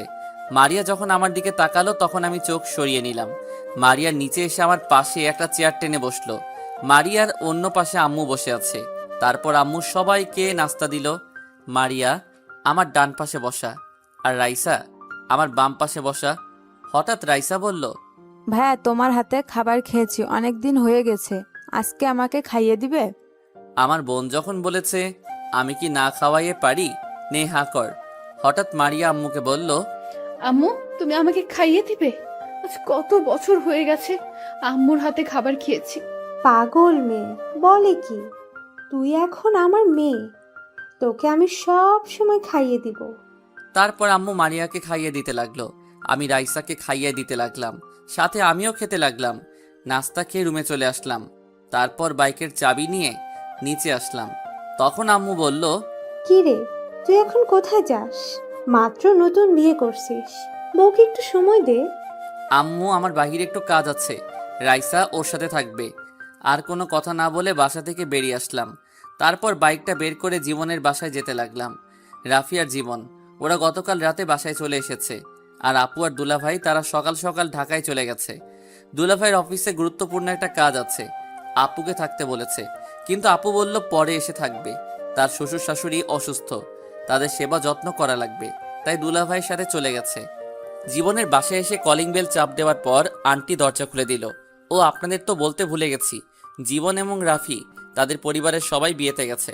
তারা গতকাল বিয়ে বাড়ি থেকে এসে বাসায় চলে এসেছে। আমি আন্টিকে দেখে সালাম দিলাম। আন্টি কেমন আছেন? জীবন কি বাসায় আছে? আমি ভালো আছি, তুমি কেমন আছো? তোমার বাসার সবাই ভালো আছে? আর জীবনও রুমে আছে। আলহামদুলিল্লাহ আন্টি, সবাই ভালো আছে, আমিও ভালো আছি। আচ্ছা, আমি জীবনের রুমে গেলাম। ঠিক আছে, যাও। ভিতরে ঢুকে জীবনের রুমে গেলাম। ভিতরে ঢুকে দেখি জীবন মোবাইল টিপতে আছে। আমাকে দেখে বলল, আরে রাসেল, তুই আয় বস। নতুন বিয়ে করছিস তো, তাই আর ফোন দিলাম না। বিয়ে না ছাই, আগে জানলে এই মেয়েকে কখনো বিয়ে করতাম না। তুই জানিস এই মেয়েকে? আমি জানবো কেমন করে? তুই বল, কে এই মেয়ে? আরে এ আর কেউ নাই, মারিয়া। তোকে আমি বলেছি না আমি একটা মেয়েকে ভালোবাসতাম, এটা সেই মেয়ে। ও, তার মানে এই সেই মারিয়া যার জন্য তুই এত কষ্ট পেয়েছিস? তবে তার কথা শুনে বুঝতে পারলাম মারিয়া আমাকে অনেক ভালোবাসে, কিন্তু তাকে আমি এত সহজে মেনে নিব না। তাকে কিছুদিন কষ্ট দিব, তারপর মেনে নিব। তাহলে এখন তুই কি করতে চাস? তুই আমাকে একটা মেয়ে ব্যবস্থা করে দে, আমি ওই মেয়ের সাথে প্রেমের অভিনয় করব মারিয়ার সামনে। তখন মারিয়া এটা দেখে অনেক কষ্ট পাবে। তা নয় বুঝলাম, কিন্তু বাসায় কিভাবে তোর আব্বু আম্মুর সামনে অভিনয় করবি অন্য মেয়ের সাথে? ঠিক বলছিস, আব্বু আম্মুকে কিছুদিনের জন্য বাহিরে পাঠিয়ে দিব, তাহলে আর সমস্যা হবে না। তাদের দুলাভাইয়ের বাসায় পাঠিয়ে দিব। তা ঠিক আছে, কিন্তু এখন বলিস না, আরো কিছুদিন পর পাঠিয়ে দিস, কারণ মাত্র নতুন বিয়ে করছিস। ওকে ঠিক আছে, আমি এখন তাহলে বাসায় যাই। তুই মেয়ে ঠিক করে আমাকে ফোন দিস। ঠিক আছে। আমি জীবনের বাসা থেকে বেরিয়ে আসলাম। আন্টি বলেছে খাবার খেয়ে যেতে। আমি বাইক নিয়ে সোজা বাসায় চলে আসলাম। কলিং বেল চাপ দেওয়ার পর আম্মু এসে দরজা খুলে দিল। তখন আম্মু বলল, কিরে, এতক্ষণ কোথায় ছিলি? মাত্র নতুন বিয়ে করেছিস, বৌমাকে একটু সময় দিবি। তা না, তুই বাহিরে ঘুরতে বের হয়েছিস। আম্মু আমি একটু জীবনের বাসায় গেছি। আর নতুন বিয়ে করেছি তো কি হয়েছে, রাইসা তো বাসায় আছে। ও তো ছোট, ও কি সময় দিবে? তুই থাকলে মেয়েটার একটু ভালো লাগতো। ঠিক আছে, আমি রুমে গেলাম। আর কোনো কথা না বলে রুমে চলে আসলাম। রুমে এসে দেখি রাইসা মারিয়ার সাথে গল্প করছে। ও আপনাদের তো বলতে ভুলে গেছি, রাইসার আব্বু আম্মু ও তারা গতকাল বাসায় চলে গেছে। রাইসা বলল ও এখন যাবে না, পরে আমার সাথে যাবে। আমাকে রুমে দেখে রাইসা বলল, ভাইয়া তুমি এতক্ষণ কোথায় ছিলে? জানো ভাবি না অনেক ভালো, অনেক মিষ্টি করে কথা বলতে পারে। ভাইয়া একটু বাইরে কাজে গেছি, তোর সাথে পরে কথা বলবো। ভাইয়া এখন ফ্রেশ হয়ে একটু রেস্ট করব। তাহলে ঠিক আছে, আমি আম্মুর রুমে গেলাম। বলে রাইসা রুম থেকে বেরিয়ে গেল। আমি ওয়াশরুমে ঢুকে ফ্রেশ হয়ে বেরিয়ে এসে দেখি মারিয়া মনমরা হয়ে বসে আছে সোফায়। আমি বিছানায় গিয়ে শুয়ে পড়লাম। তোমার শরীরটা কি খারাপ? অসময়ে শুয়ে পড়লে যে। আমার শরীর ভালো না খারাপ সেটা কি তোকে বলবো? তুমি আমার সাথে এভাবে কথা বলছো কেন? আমি স্ত্রী, তোমাকে জিজ্ঞেস করতেই পারি। কিন্তু আমি তো তোকে স্ত্রী হিসেবে মানি না, আমি অন্য মেয়েকে ভালোবাসি। আমি তোকে ডিভোর্স দিয়ে বাসা থেকে বের করে ওই মেয়েকে বিয়ে করব। প্লিজ তুমি আমাকে ডিভোর্স দিও না। দরকার হয় তোমার বাসার কাজের মেয়ের মতো থাকবো, তবুও তুমি আমাকে বাসা থেকে বের করে দিও না। তোর সাথে কথা বলতে আমার ভালো লাগছে না, তুই আমার সামনে থেকে যা তো। মারিয়া কান্না করতে করতে রুম থেকে বেরিয়ে গেল। আমি মনে মনে বললাম, এমন কেমন লাগছে? আমিও কম কষ্ট পাইনি, তোমার জন্য অনেক কান্না করেছি। তো যাই হোক, রাতে সবাই একসাথে খাবার খেলাম। রুমে এসে বিছানায় শুয়ে মোবাইল টিপতে লাগলাম। কিছুক্ষণ পর মারিয়া রুমে আসলো। মারিয়া বিছানায় এসে শুয়ে পড়লো একপাশে। তখন আমি বিছানা থেকে নেমে সোফায় চলে গেলাম। তখন মারিয়া বলল, কি ব্যাপার, তুমি সোফায় গেলে কেন? বিছানায় এসে শুয়ে পড়ো। তোর সাথে আমি এক বিছানায় কখনো শুব না। প্লিজ তুমি আমার সাথে এরকম করো না। ঠিক আছে, তুমি বিছানায় শুয়ে পড়ো, আমি সোফায় ঘুমিয়ে পড়ি। তারপরেও তুমি বিছানায় শুয়ে থাকো। ঠিক আছে, তবে তুইও বিছানায় ঘুমাবি, কিন্তু মাঝখানে কোলবালিশ থাকবে। যদি রাতে উল্টাপাল্টা কিছু করিস তাহলে তোর কপালে শনি আছে। মারিয়ার মন খারাপ হয়ে গেছে। আমি আর কোনো কথা না বলে সোফা থেকে বিছানায় গিয়ে একপাশে শুয়ে পড়লাম। হঠাৎ মোবাইলটা বেজে উঠল। তাকিয়ে দেখি জীবন ফোন দিয়েছে। তারপর বিছানা থেকে নেমে বেলকনিতে চলে গেলাম। আমি ফোনটা রিসিভ করে বললাম, বল, কেন ফোন দিয়েছিস? মেয়ে একটা পেয়েছি, তবে মেয়েটা আমার ভালোবাসা এবং আমার মামাতো বোন সিমি। তাকে তোর বিষয়ে সব খুলে বলেছি, কিন্তু প্রথমে রাজি হয়নি, পরে সব কিছু বুঝিয়ে বলছি, তারপরে রাজি হয়েছে। ও, কিন্তু তুই যে প্রেম করিস আমাকে তো বললি না। তা কবে থেকে? বেশি দিন হয়নি, মাত্র 6 মাস হয়েছে। কি 6 মাস হয়ে গেছে? আর তুই এখন আমাকে বলছিস? প্লিজ দোষ, রাগ করিস না। সিমি কাউকে বলতে মানা করেছে, এটা এখনো পর্যন্ত আমার পরিবারের কেউ জানে না। আচ্ছা ঠিক আছে, এখন আমি সিমির সাথে কথা বলতে চাই। আমি তোকে নাম্বার মেসেজ করে পাঠিয়ে দিব, আর এখন ফোন দিস না। ও এখন ঘুমিয়ে গেছে। সকালে ফোন দিয়ে তোর পরিচয় দিয়ে কথা বলবি এবং কোথায় দেখা করতে হবে সেটা বলে দিস। আচ্ছা ঠিক আছে, তাহলে এখন ঘুমা, কালকে কথা হবে। আল্লাহ হাফেজ। ওকে, আল্লাহ হাফেজ। ফোন কেটে দিয়ে রুমে চলে আসলাম। মারিয়ার চেহারা কেমন যেন হয়ে গেছে, অনেক কান্না করছে তো তাই। মনে মনে বললাম, তোমাকে এখন মেনে নিব না পাখি, আগে তোমাকে আরো কিছুদিন কষ্ট দিব, তারপর আপন করে নিব। আমি বিছানায় এসে শুয়ে পড়লাম। সকালে ঘুম থেকে উঠতেই বুকটা কেমন ভারী ভারী লাগছে। চোখ খুলে দেখি মারিয়া আমাকে জড়িয়ে ধরে আছে। এমনভাবে জড়িয়ে ধরে আছে মনে হয় শান্তির জায়গা খুঁজে পেয়েছে। তার চেহারা দেখে কেমন যেন মায়া লাগছে, তাই কিছু না করে তার হাত ছাড়িয়ে বিছানা থেকে উঠে ওয়াশরুমে চলে গেলাম। ফ্রেশ হয়ে বেরিয়ে দেখি মারিয়া উঠে গেছে। আমাকে বের হতে দেখে বিছানা থেকে উঠে ওয়াশরুমে চলে গেল। আমি একটা জামা গায়ে দিয়ে নিচে চলে আসলাম। কিছুক্ষণ পর মারিয়া নিচে আসলো। সবার সাথে নাস্তা করে বাসা থেকে বেরিয়ে সিমির নাম্বারে একটা মেসেজ দিলাম, আর এটাও বলে দিলাম আমি জীবনের বন্ধু, আর কোথায় আসতে হবে সেটাও মেসেজ করে দিলাম। সিমি ওকে বলে মেসেজ করলো। আমি বাইক নিয়ে রেস্টুরেন্টে চলে গেলাম। ভিতরে ঢুকে একটা টেবিলে বসে সিমির জন্য অপেক্ষা করতে লাগলাম। প্রায় 10 মিনিট পর একটা মেয়ে আমার সামনে আসলো। মেয়েটাকে দেখে আমি পুরো অবাক হয়ে গেলাম, আর মেয়েটাও আমাকে দেখে অবাক হয়ে গেল। তার মানে সিমি জীবনের মামাতো বোন। আপনারা হয়তো ভাবছেন আমি সিমিকে চিনি কি করে। আসলে সিমি, আমি ঢাকায় যে অফিসে চাকরি করতাম, সিমিও ওই অফিসে চাকরি করত। মারিয়ার সাথে ভুল বোঝাবুঝির পরে তাকে আর দেখি নাই। মারিয়াকে ভালোবাসার পর অফিসে তেমন মেয়েদের সাথে কথা বলতাম না। সিমি আমাকে দেখে বলল, আরে রাসেল, তুমি এখানে? তার মানে জীবন তোমার বন্ধু? আমারও একই প্রশ্ন, তুমি এখানে কেন? তুমি অফিস থেকে কোথায় চলে গেছো? আসলে বাবা হঠাৎ অসুস্থ হয়ে পড়ে, তখন বসের থেকে ছুটি নিয়ে বাসায় চলে আসি। এরপর আব্বু আমাদের ঢাকায় আসতে দেয় নাই। ও, তা তোমার আব্বু আম্মু কেমন আছে? এখন তাহলে কি করো? এখন তেমন কিছু করি না। আর তোমাকে একটা সত্যি কথা বলি, ওই দিন তোমাকে আমি ফোন করে বলেছি, কারণ ওই দিন আমি বাড়িতে যাওয়ার সময় মারিয়াকে অন্য ছেলের সাথে দেখি। আমি জানি তুমি মারিয়াকে ভালোবাসো, তোমাদের দুজনকে একসাথে দেখেছি, তাই মারিয়াকে চিনতে কষ্ট হয়নি। ওখানে একটা ভুল বোঝাবুঝি হয়েছে, কারণ ছেলেটা মারিয়ার মামাতো ভাই ছিল। তারপর সিমিকে সবকিছু খুলে বললাম। কি? মারিয়া তোমার গায়ে হাত তুলেছে? ও তো তোমাকে ভালোবাসে, তারপর কেমন করে পারলো তোমার গায়ে হাত তুলতে? যাক সে কথা, এখন সেই মারিয়া আমার বউ।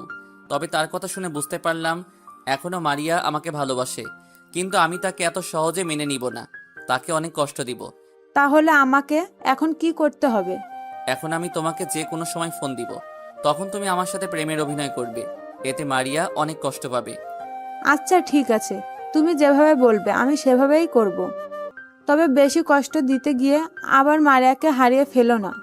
না, এমনটা কখনো করব না। আগে কিছুদিন কষ্ট দেব, তারপর ভালোবাসা দিয়ে সব কষ্ট দূর করে দিব। আরও কিছুক্ষণ কথা বলার পর সিমি চলে গেল। আমি বসে না থেকে বাসায় চলে আসলাম। এভাবে দেখতে দেখতে 10 দিন চলে গেল। আমি এখন অফিসে যাওয়া আসা করি। সিমির সাথে মারিয়ার সামনে মোবাইলে কথা বলি। এত মারিয়া মনমরা হয়ে থাকে, আমাকে কিছু বলে না, শুধু কান্না করে। আজকে সকালে আব্বু আম্মুকে আপুর বাসায় পাঠিয়ে দিয়েছি। বাসায় আমি আর মারিয়া আছি।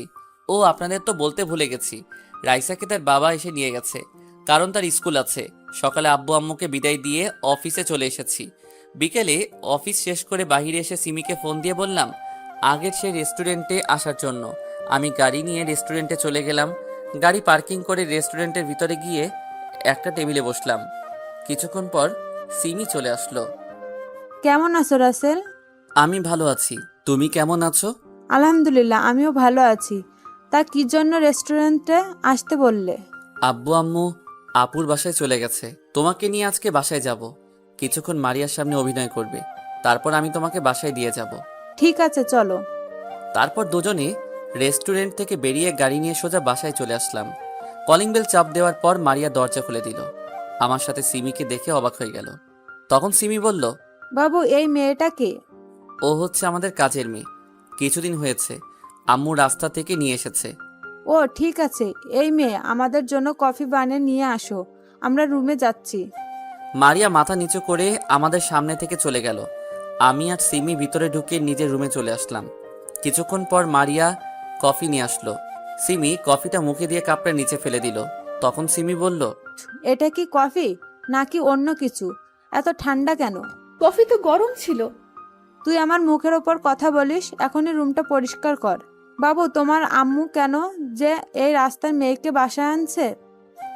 ঠিক বলছো, এদের মতো মেয়েদের বাসা থেকে বের করে দেওয়া উচিত। শুধু পারছি না, আম্মু তাকে নিয়ে এসেছে। মারিয়া কোনো কথা না বলে কাপের টুকরোগুলো কুড়িয়ে রুম থেকে বেরিয়ে গেল। আমি জানি মারিয়া অনেক কষ্ট পেয়েছে। তারপর আমি বিছানা থেকে নেমে রুমের দরজা বন্ধ করে দিলাম। বিছানায় এসে গায়ের জামাটা খুলে ফেললাম। সিমিকে বললাম, তোমার ঠোঁটে লিপস্টিক আমার জামায় লাগিয়ে দাও। যদি মারিয়া আমার জামাইটা দেখে তাহলে সে ভাববে আমাদের মাঝে কিছু একটা হয়েছে। ঠিক আছে দাও। সিমি তার ঠোঁট দিয়ে জামায় লিপস্টিক লাগিয়ে দিল। জামাটা গায়ে দিয়ে দুজনে রুম থেকে বেরিয়ে আসলাম। রুম থেকে বেরিয়ে এসে দেখি মারিয়া সোফায় বসে মাথা নিচু করে কান্না করছে।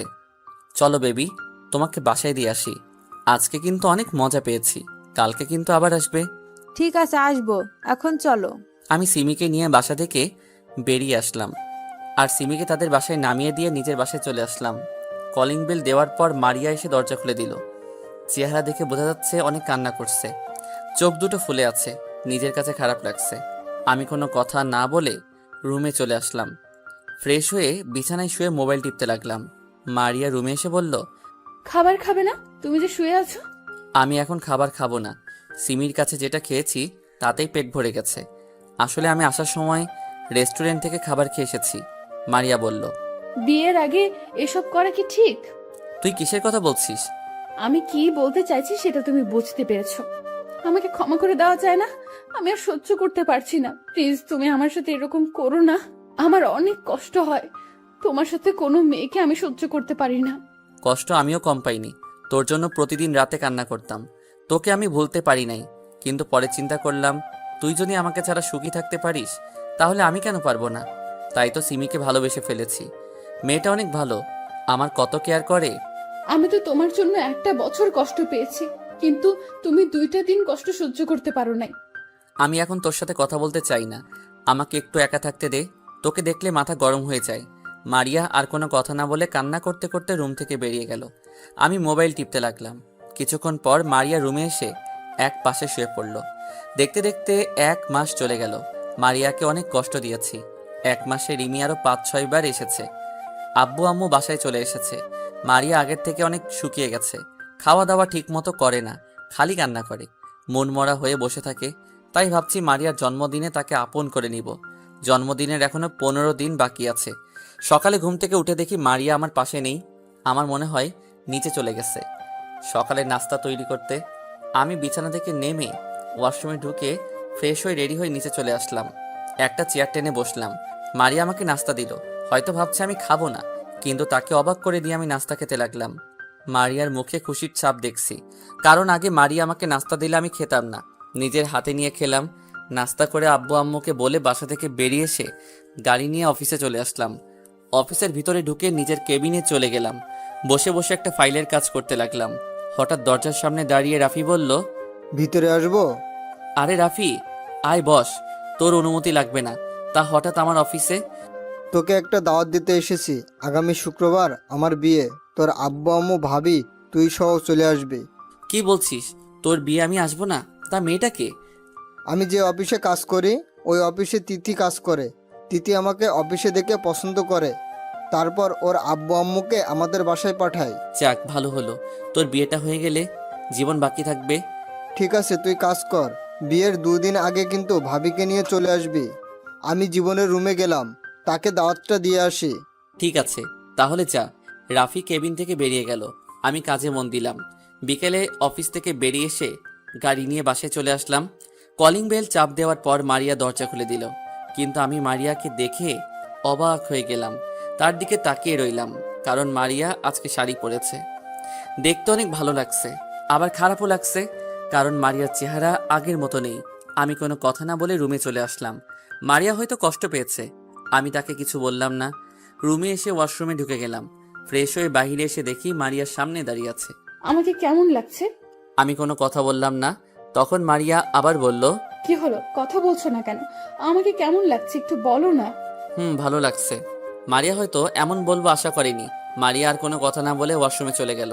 কিছুক্ষণ পর শাড়িটা চেঞ্জ করে বাইরে আসলো, কোনো কথা না বলে রুম থেকে বেরিয়ে গেল। আমিও আর দাঁড়িয়ে না থেকে নিচে চলে আসলাম। সবাই মিলে খাবার খেতে লাগলাম। তখন আমি বললাম, আব্বু আম্মু, রাফির বিয়ে আগামী শুক্রবার, আজকে অফিসে এসে দাওয়াত দিয়ে গেছে, সবাইকে যেতে বলেছে। ঠিক আছে, আমরা সবাই যাব। তারপর খাবার খেয়ে রুমে চলে আসলাম। রুমে এসে বিছানায় শুয়ে মোবাইল টিপতে লাগলাম। কিছুক্ষণ পর মারিয়া রুমে আসলো। দরজা বন্ধ করে আমার পাশে এসে এমন কিছু করবে, আমি তো অবাক হয়ে গেলাম। মারিয়া আমার পাশে শুয়ে আমাকে জড়িয়ে ধরলো। আমি মারিয়াকে জোর করে ছাড়িয়ে বিছানায় বসে বললাম, তোর সাহস তো কম নয়, তুই আমাকে জড়িয়ে ধরেছিস কেন? আমি তোকে বলছি না আমার কাছে কখনো স্বামীর অধিকার পাবি না? আর একবার যদি তুই করে বলছো তাহলে মাথা ফাটিয়ে দিমো। তুমি কি মনে করেছো আমি কিছুই জানি না? তুমি আমাকে কষ্ট দেওয়ার জন্য ওই মেয়ের সাথে প্রেমের অভিনয় করছো। তোকে কে বলেছে আমি সিমিকে ভালোবাসি? সিমিও আমাকে ভালোবাসে, আমরা অভিনয় করব কেন? মনে মনে বললাম, মারিয়া কি সত্যিটা জেনে গেছে? ঠিক আছে, এখনই প্রমাণ দেখাচ্ছি। তোমার মোবাইলটা দাও তো। তোকে আমার মোবাইল দিব কেন? যেটা বলছি সেটা করো, তা না হলে আব্বু আম্মুকে ডাক দিব। আমি আর কোনো কথা না বলে মোবাইলটা মারিয়ার হাতে দিলাম। আব্বু আম্মুকে বললে বাসা থেকে বের করে দিবে। তারপর মারিয়া এমন কিছু শোনাবে, আমি তো অবাক হয়ে গেলাম। মারিয়া আমাকে একটা রেকর্ডিং শোনালো, যেটাই আমি আর সিমি কথা বলছি মোবাইলে। এবার মারিয়া বলতে লাগলো, গতকাল রাতে তুমি ঘুমিয়ে যাওয়ার পর তোমার মোবাইল হাতে নেই। ভাগ্য ভালো ছিল মোবাইলে কোনো লক ছিল না।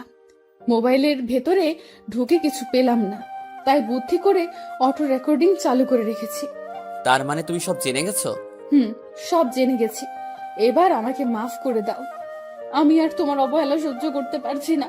যদি তোমার কষ্ট দেওয়ার শেষ না হয় তাহলে তুমি নিজের হাতে দাও, তবুও আমাকে আপন করে নাও। ভেবেছিলাম তোমাকে কিছুদিন পর একটা সারপ্রাইজ দিয়ে আপন করে নিব, কিন্তু আমি আর পারলাম না। এসো বুকে। বলতে দেরি মারিয়া আমাকে জড়িয়ে ধরতে দেরি করে নাই। মারিয়া জড়িয়ে ধরে কান্না করতে লাগলো। তখন আমি বললাম, এই পাগলি, কান্না করো কেন? আমি আর তোমাকে কষ্ট দিব না এবং তোমাকে ছেড়ে কোথাও যাব না। এবার যদি আমাকে ছেড়ে চলে যাও তাহলে আমি আর বলতে না দিয়ে ঠোঁট দুটো এক করে দিলাম।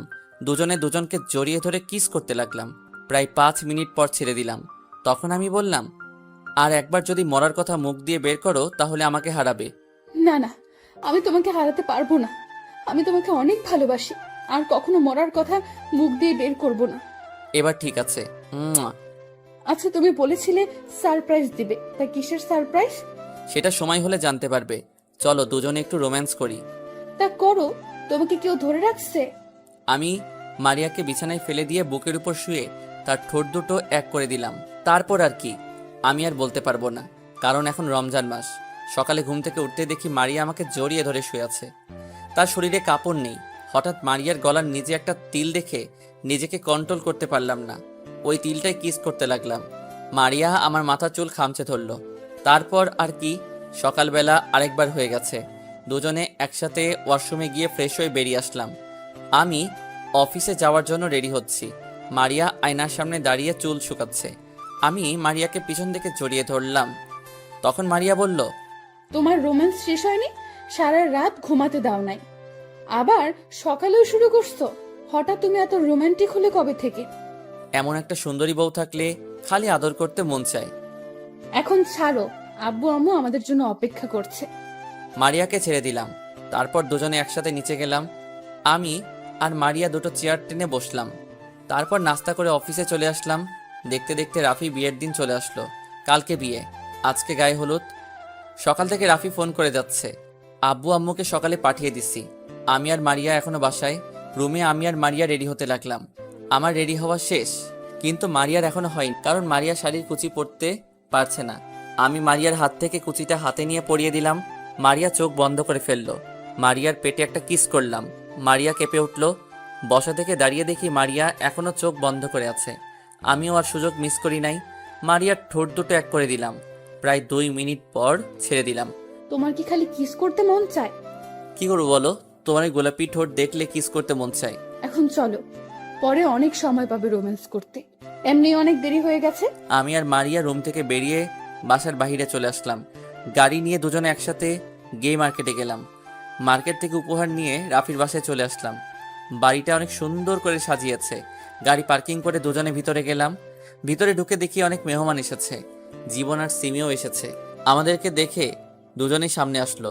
তখন সিমি বলল, ভাবি তুমি আমাকে ক্ষমা করে দাও, তোমার সাথে নানান ধরনের কথা বলেছি, আমাকে এসব করতে বলেছে তোমার জামাই। আমি সব জানি, সমস্যা নেই, এটা আমার কপালে ছিল। এখানে দাঁড়িয়ে কথা বলবি? চল রাফির কাছে যাই সবাই। তোমরা 2 বন্ধু যাও, আমি আব্বু আম্মুর সাথে দেখা করে আসি। ঠিক আছে যাও। মারিয়া আর সিমি চলে গেল।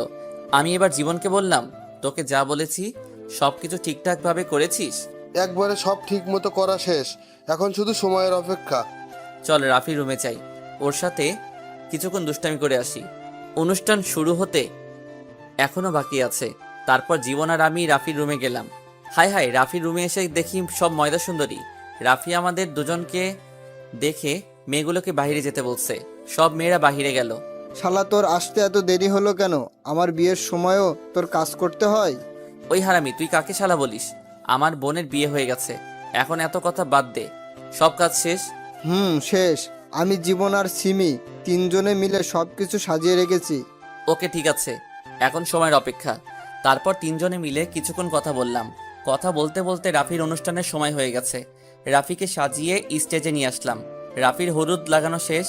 এখন 12টা বাজতে আর মাত্র 5 মিনিট সময় আছে। রাফি, জীবন আর সিমি তারা চলে গেছে ছাদে। আমি মারিয়ার চোখ বেঁধে ছাদে নিয়ে আসলাম। তখন মারিয়া বলল, কি ব্যাপার, তুমি আমাকে কোথায় নিয়ে আসলে? আগে তোমার চোখ খুলে দেই। আমি মারিয়ার চোখের বাঁধন খুলে দিলাম। আর সবাই একসাথে মারিয়াকে বলতে লাগলো, happy birthday to you Maria. আমি মারিয়ার সামনে হাঁটু গেড়ে বসে বলতে লাগলাম, পৃথিবীর সবকিছু মিথ্যা হলেও ছেলেদের চোখের অশ্রু কখনো মিথ্যা হয় না।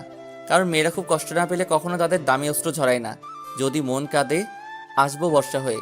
যদি মন হাসে, আসবো রোদ্দুর হয়ে। যদি মন ওড়ে, আসবো পাখি হয়ে। যদি মন খুঁজে, আসবো তোমার জান হয়ে। I love you Maria and happy birthday to you. Maria আমাকে জড়িয়ে ধরে কান্না করে দিল আর বলতে লাগলো, তুমি আমাকে এত ভালোবাসো? আমিও তোমাকে অনেক ভালোবাসি রাসেল, কখনো ছেড়ে যাব না। আমার তো মনে ছিল না আজকে আমার জন্মদিন, তুমি সব সময় আমার জান হয়ে থাকবে। এবার কান্না বন্ধ করো, চলো কেক কাটবে। মারিয়া কেক কাটলো, প্রথম আলোকে খাওয়াই দিল। তারপর বাকি সবাইকে। পরের দিন সবাই রেডি হয়ে মেয়ের বাড়িতে গেলাম। আমার গাড়িতে রাফি, জীবন আর সিমি, আমার সাথে সামনের সিটে মারিয়া, পিছনের রাফির সাথে জীবন আর সিমি। প্রায় 1 ঘন্টা পর মেয়েদের বাসার সামনে চলে গেছি। আমি আর মারিয়া ম্যাচ করে পড়েছি।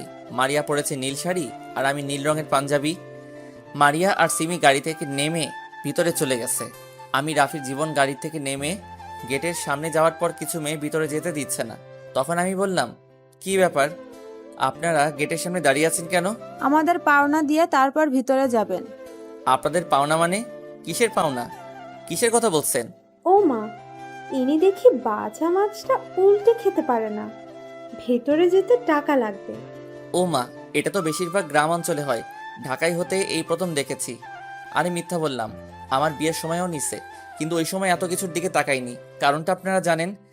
তাড়াতাড়ি টাকা দেন, তা না হলে ভিতরে যেতে পারবেন না। আমি জীবনের কানে কানে বললাম একটা ডিল হাতে নিতে। জীবন আমার কথা মতো একটা ডিল দিল হাতে। তখন আমি 10 টাকার নোট 5টা ডিলটার মধ্যে পেঁচিয়ে বললাম, আগে আমাদের ভিতরে যেতে দিন, তারপর টাকা দিব। তাদের হাতের মধ্যে টাকা দেখিয়ে ওরা কি জানি চিন্তা করে গেট ছেড়ে দিল। আমি মেয়েদের হাতে টাকাগুলো দিয়ে দৌড় ভিতরে চলে গেলাম। আর মেয়েগুলো আমার 14 গোষ্ঠী উদ্ধার করছে পিছন থেকে। ভিতরে আসার পর হঠাৎ মারিয়া আর সিমিকে দেখি একটা ছেলের সাথে তর্ক বিতর্ক করছে। আমি তাদের সামনে গিয়ে বললাম, এখানে কি হয়েছে? আমরা ভেতরে আসার সময় এই ছেলেটা এসে সিমিকে ধাক্কা মেরে ফেলে দেয়। ভাইয়া, আমি ইচ্ছা করে পালাই নাই। আমার সব কিছু কাজিন রং নিয়ে আমাকে দৌড়াইছে। তখন আমি দৌড়ে আসার সময় ওনার সাথে ধাক্কা লাগে। তারপর উনি পড়ে যায়। আমি ওনাকে সরি বলেছি, কিন্তু উনি আমার সাথে তর্ক বিতর্ক করেছে। ঠিক আছে, তুমি বলে যাও। আর তোমরা, ও তো সরি বলতেছে, তারপরও কেন ছেলেটার সাথে তর্ক করছো? সরি। ঠিক আছে, ভিতরে চলো। ভিতরে ঢোকার পর বিয়ে পড়ানো শেষ। তারপর সবাই খাওয়া দাওয়া করে মেয়েকে নিয়ে চলে আসি। রাফির বাড়ির সবার কাছ থেকে বিদায় নিয়ে আব্বু আম্মু আমি আর মারিয়া বাসায় চলে আসি। জীবন আর সিমি আজকে থাকবে রাফির বাসায়। বাসায় এসে কলিং বেল চাপ দেওয়ার পর কাজের বুয়া এসে দরজা খুলে দিল। আমি আর মারিয়া আমাদের রুমে চলে আসলাম। রুম থেকে ফ্রেশ হয়ে বাইরে আসার পর মারিয়া ঢুকলো ওয়াশরুমে। মারিয়া গেল ফ্রেশ হয়ে এসে বিছানায় শুয়ে আমাকে জড়িয়ে ধরে বলল, আজকে বিয়ে বাড়িতে দেখছি মা তাদের ছেলে মেয়েকে কি সুন্দর করে খাবার খাইয়ে দেয়। তো কি হয়েছে? আমিও মা হব, তুমি আমাকে একটা ছেলে দাও। আমি তোমাকে কোথায় থেকে ছেলে এনে দিব? মজা করে মারিয়াকে বোঝাতে চাচ্ছে না বসলে নাই, আমি এখন ঘুমাবো। বলে অন্যদিকে মুখ ফিরিয়ে শুয়ে পড়ল। আমি পিছন থেকে জড়িয়ে ধরে বললাম, তাহলে ছেলে আনার মিশনে নেমে পড়ি। এটা বলার সাথে সাথে মারিয়া আমাকে জড়িয়ে ধরল। লজ্জায় চেহারা পুরো লাল হয়ে গেছে। তারপর আর কি শুরু হয়ে গেল মিশন?